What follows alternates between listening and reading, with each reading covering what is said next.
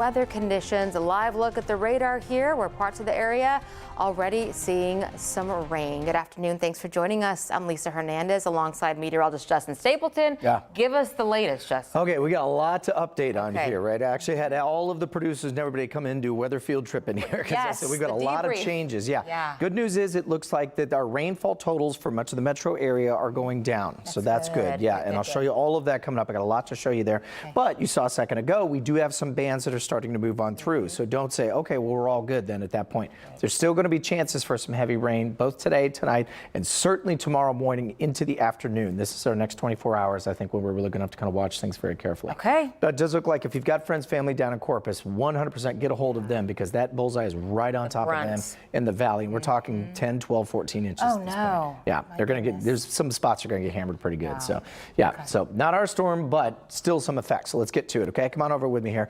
Let me show you what's happening. Let's start down in Galveston, as that's one of the spots I've been watching very carefully in terms not only just some of the messiness out at the beach, where we've been seeing some flooding out towards Surfside Beach.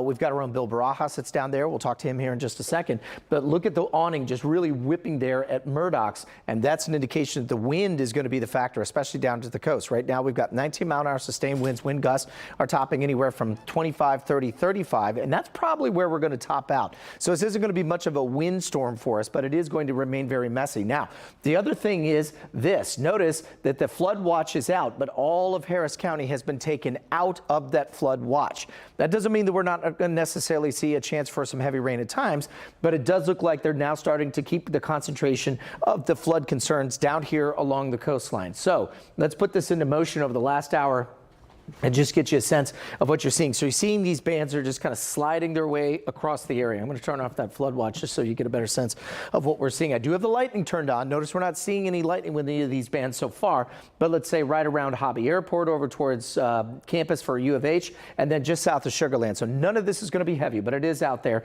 and you'll get these quick downpours. Now, as we transition going in towards this afternoon, this evening, especially overnight, I expect to see a lot of this moderate to, we'll call it lightly heavy rain. This is a pretty heavier band that's going to start heading our way as we get into the overnight hours. So what does it look like in the bigger picture? Well, it looks like this. Here's the visual satellite. The center of the storm, and it is still not closed off, by the way, is right about here. This is kind of where we're picking up if we're looking at a potential for where that storm is. It's right in here. Mid-level storm is probably closer to here in terms of the circulation. So you see they're sort of off kilter like this.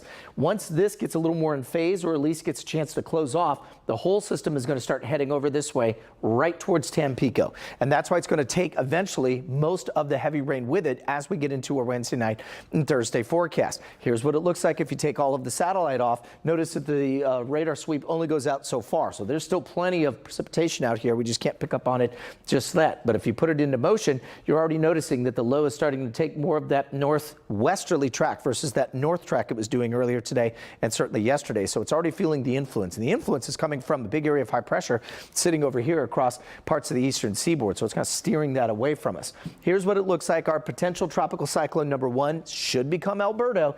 This is the 1 o'clock advisory. We'll have a new advisory coming up at 4 o'clock, moving north-northeast at 6 miles an hour, but it is expected to make that turn, make landfall tomorrow evening, 7, 8, 9 o'clock.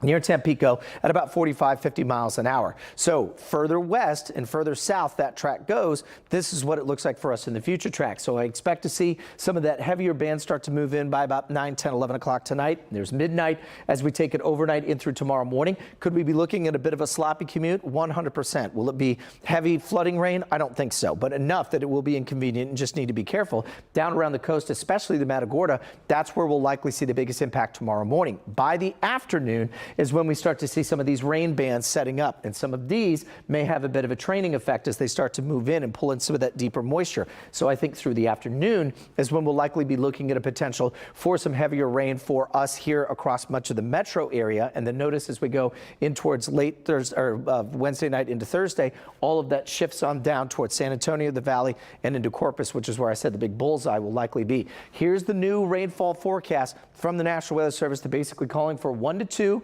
across much of the metro, 2 to 4 as you get on down towards Columbus El Campo, 4 to 8 as you look your way down to Matagorda, and then right here is where the big bullseye is across parts of Corpus and down towards the valley as well. One of the effects we've seen here locally has been some flooding, a little bit of storm surge, as that waves in the wind are already starting to push close to the shore, including down towards Seaside, where we've got our own Bill Barajas. Let's get out to Bill now. Bill, I know you've been kind of working things over the last couple of hours there and talking about some of the flooding. Let's get to Bill with what the latest is.